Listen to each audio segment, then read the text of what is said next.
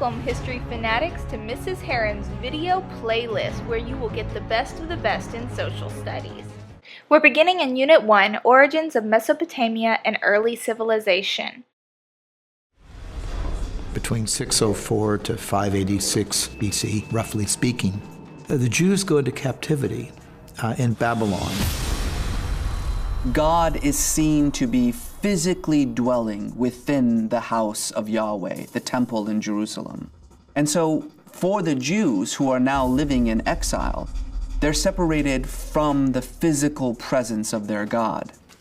They almost become, from then on, the people of the book, because their allegiance to a sacred cultic place is broken. The link is broken to worshiping in Jerusalem. And now their identity comes out of their scriptures. You see during the Babylonian exile the first attempts to actually write down these oral traditions of the Jews. This is where what we now refer to as the Hebrew Bible first emerges. The holy book for the Israelites is called the Torah. All Jewish synagogues have a copy of the Torah, which is typically handwritten on parchment scrolls.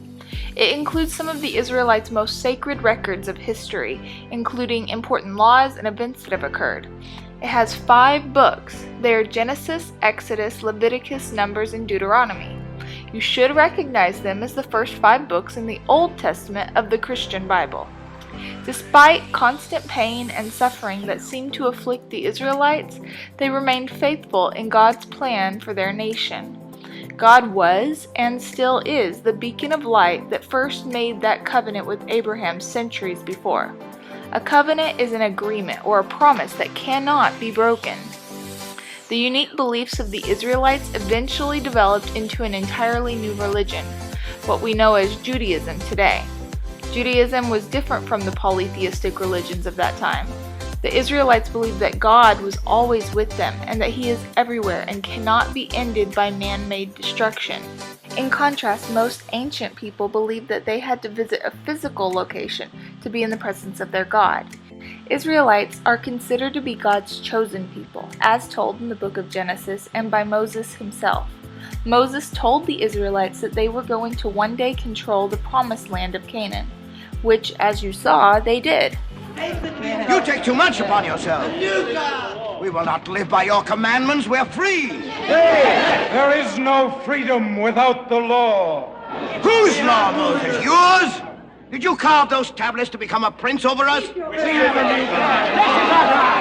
is on the Lord's side?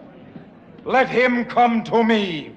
The laws outlined in the 10 Commandments range from our responsibilities toward God to rules about how we should and should not behave. The Torah also describes other laws, like how to prepare a kosher meal and how crimes should be punished. The Torah utilizes the same ideas as the Code of Hammurabi. It emphasizes the need for an eye for an eye. Though this meant that Israelites could seem harsh in their punishments, they sought mercy for those being punished. Women were considered property at this time of their fathers and husbands. The male head of household literally owned his wife and children, meaning he could sell his daughter's hand in marriage, and women could not seek a divorce from their husbands. It was a difficult time to be a woman. The 10 Commandments had several laws that were designed to protect women, including honoring thy father and mother, but not very many. The Israelites had a small handful of women that were regarded as important members of society, such as this famous judge. No, not that one. This one, Judge Deborah, paving the way for professional women for years to come. As years passed, women seemed to lose more and more of their basic human rights, a problem that unfortunately still persists in some parts of the world today. In 1947, one of the most important discoveries about the ancient Israelites was found in the Zombie Ocean. Just kidding. It's actually called the Dead Sea, and it's located in between Jerusalem and Jordan. No, not because people mysteriously die there or anything horrific, but instead because the salt levels are so high it can't support any type of life. Back to the discovery. Archaeologists found several ancient scrolls hidden inside these age-old jars near the sea. They are called the Dead Sea Scrolls. and provided historians with key clues as to how life was in ancient Israel. Jewish faith believes that God has appointed prophets throughout history to guide the people and ensure God's will was being carried out. A prophet is a religious leader. Sometimes they would warn the people of a nation when God was displeased. Moses was an example of a prophet. These leaders of the church called for the rich and powerful to protect the weak and vulnerable. They sent a message of equality in the eyes of the Lord to the people. This was what really set the Israelites apart from other empires, because it meant that even the king was not above the people. Other nations treated their kings like a god. Many even believed that their kings were a living god.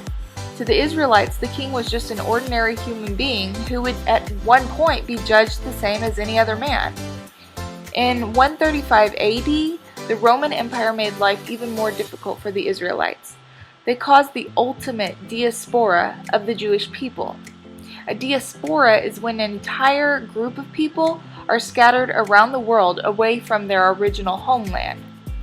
This started with the Assyrians and the Chaldeans, but the Romans ultimately drove the last remaining Israelites from their homes for good, leaving the Jewish population sprinkled all around the globe. Though the Jews had been mistreated throughout history, they stayed true to their faith, creating entire small communities of Jewish people everywhere they settled. Today, Judaism remains one of the three major world religions, despite the fairly small population of people who practice the faith, around 14 million. Eventually, Judaism would give birth to two new religions, Christianity and Islam, making all three faiths very similar to one another. They're all three monotheistic, come from the same geographical location, honor the prophets Abraham and Moses, and have similar beliefs to the original Israelites. To review, we discussed key aspects in the Jewish faith, such as the Torah, the Israelites' belief in God as the supreme ruler, the Ten Commandments and the struggles of women in ancient Israel, the Dead Sea Scrolls and the similarities between Judaism, Christianity, and Islam, and the vocab words were covenant or a binding agreement, prophet or a religious leader, and diaspora or the scattering of a people away from their homeland. This concludes Unit 1. Join me next time as we begin Unit 2, Ancient Egypt and Nubia.